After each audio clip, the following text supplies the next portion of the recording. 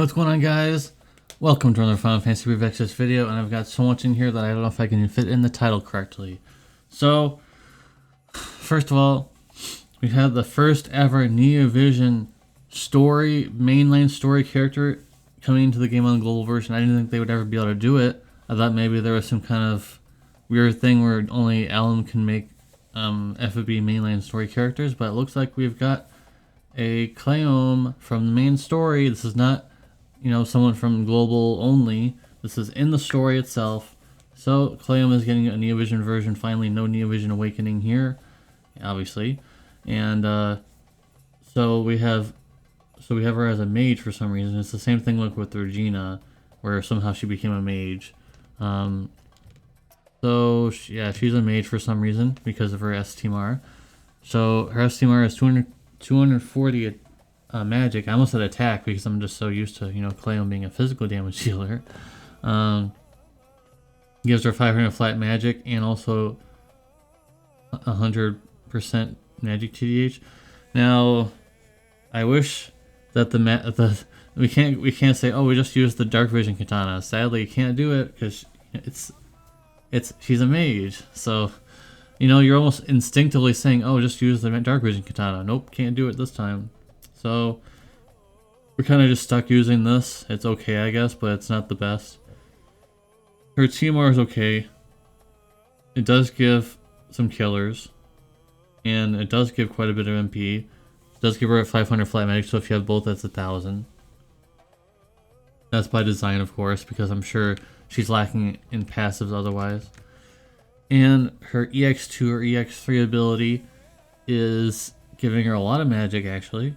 100% magic TH. So if you have, I'm sure it'll be the same thing like most units nowadays on global, where if you have both her STMR and this EX ability, she'll have max TDH, so you don't have to worry about it. It also fills morale gauge at the beginning of battle, of course. And she has Katana in Peril. She has a boost. She's a fire DPS, it looks like. And it'd be really interesting, actually, some serious power creep, is if that amp that she has on there is 150%. It would be pretty interesting if that was like a serious power creep where her LB or whatever she is. Is she an LB or no? She's a Brave Shift unit, so probably not. It would be really interesting if her Brave Shift form or her base form had 150% amp. That would be an insane power creep, but it's probably not going to happen. And the ability they're featuring is just a killer, just like a lot of units been getting. Ayaka and Lilith, for example, of getting those same things. So, is the Alum guy, is the guy from Alum producing global units now? Because it seems like seems like they're almost the same. Like a lot of the abilities seem kind of copy and pasted, and you guys in global, you're like, oh, JP always copy and paste units and global never does. Well, these are starting to become really copy and pasted a lot of the time now. There's not really a lot of interest or, uniqueness about a lot of units coming out lately. So we'll have to see about that. Anyways, obviously this card is the bait for pulling the unit. It has 500 flat magic at that level 10, but also it fills the morale gauge, based on number of active allies on the field. So, it's restricted to FFBE only units. Are you using anyone but FFBE units in Clash of Wills most of the time? Probably not. Probably only using FFBE units, so it's not even that big of a deal. Reno's getting crowns. 140% lightning in Peril at least, but that's about it. Sephiroth is getting his crown, so like I was talking about in my previous video with the SHARD dungeon. We'll be talking about the SHARD dungeon again very soon in this video, but now is the time. If you didn't already have him in, I told you guys for a long time now, put Sephiroth in. If you don't have him EX3 already, because he gets very powerful to the point where he's still being used quite often on the JP version just because he's a very strong damage dealer. So hopefully you guys put him in. Hope you guys did. And also his event katana becomes +4 in the future. Not now, but in the future he gets +4 in the katana, and I believe it gives him more attack than the dark vision katana. So it's kind of like a flip flop. It's kind of weird, but yeah, it gives him more attack. So Sephiroth, finally, he's getting it. Alright, so here's all the stuff. He's gonna get 150% amp. That's what that first thing is there, guys. 150% amp. That's quite good. I don't know what this is. I'm assuming this is just from the event. I mean, it's decent for MP users.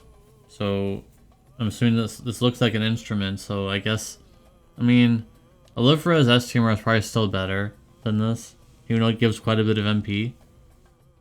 And this might just be for someone that you would like to have, just have equipped on something, because it has quite a few unique things in here, including using the evocation bar to use abilities.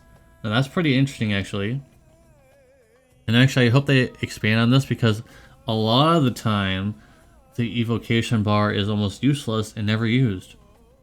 Very rarely is it used for fields and things and the like. So this is actually a pretty unique ability here, these two abilities here. So I'm actually hoping that they expand upon this in the future.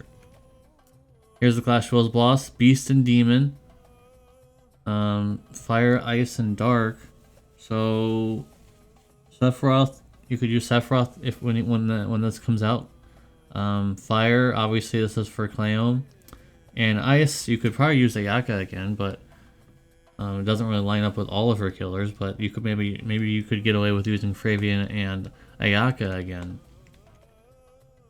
And this was a surprise. The 3 clothes are getting a buff. I think these are plus upgrades, or maybe they're just, you don't have to do anything, but because I see the plus at the end of the text there. So so even if you stayed with the chain, you still get 200 attack and magic just from equipping the yellow one. So I didn't switch over to the first one there, the rulers. I didn't switch to it, so I'm gonna get 200 attack and magic on top of the chain cap. I think that's just better than the 500 flat, in my opinion. And so the last one there, most people are kind of looking at a little bit, but it's really only good into Tsukiko at best, and you're using one of the clothes, so I would just stick with the first or second one still until they give us another copy, which probably won't happen for a very long time. The exchange shop, Clash Wills Hydro, I mean you guys could get Fravia. You could also get the third guy, the third image there, whatever his name is, I already forgot, for his STMR and his vision card.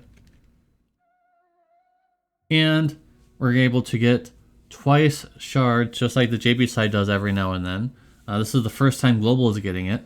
Now they worded it kind of weirdly, but it should be that you just get double drops when you go in.